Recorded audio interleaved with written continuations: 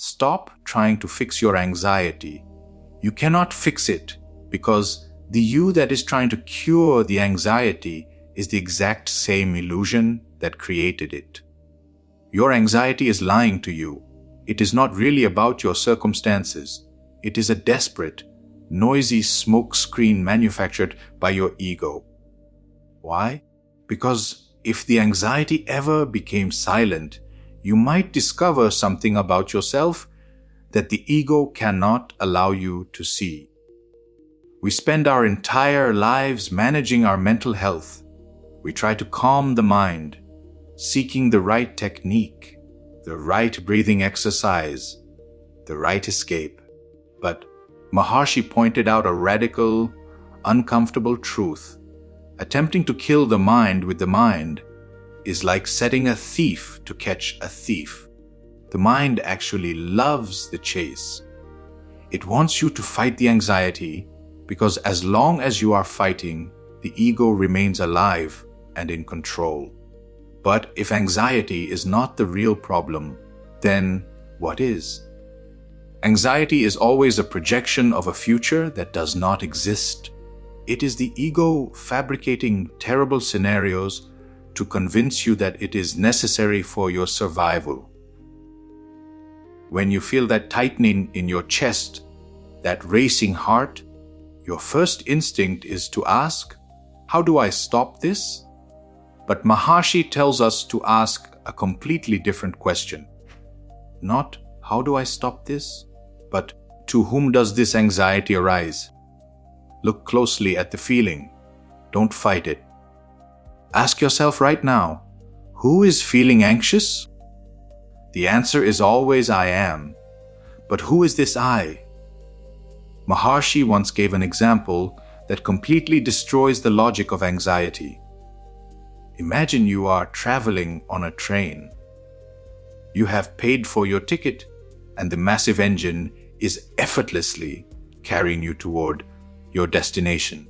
But instead of sitting down and resting, you insist on standing up and carrying your heavy suitcase on your head for the entire journey. This is exactly what you are doing with your anxiety. The supreme power, the self, is already carrying the entire universe.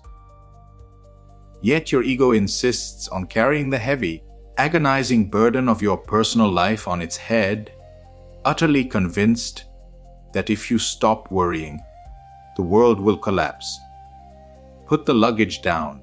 The train is moving whether you worry or not. Your anxiety is hiding a profound stillness. It acts as a loud alarm to prevent you from entering the silence of your own being. Because in that silence, the separate I begins to lose its reality. The next time the wave of panic hits, do the opposite of what your mind screams at you to do. Do not distract yourself. Do not reach for your phone. Do not try to breathe it away.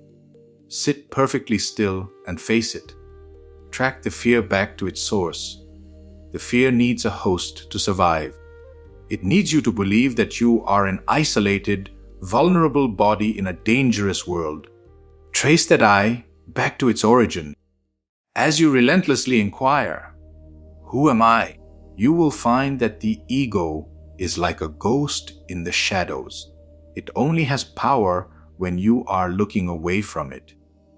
The exact moment you turn the flashlight of your awareness onto it through self-inquiry, it vanishes. The strange part is this: when you stop trying to get rid of anxiety, the first thing to disappear is not always the anxiety. It is the one who calls it my anxiety. What remains is not a calm person.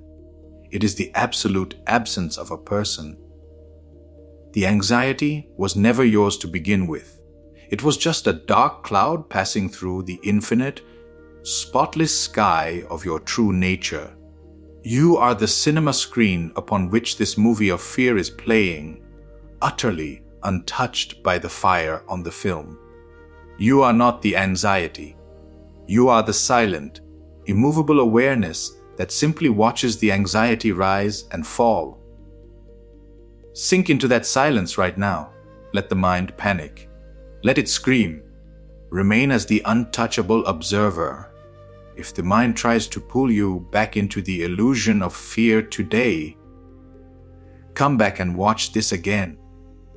Keep looking at the fear until you see through it. Rest in the self.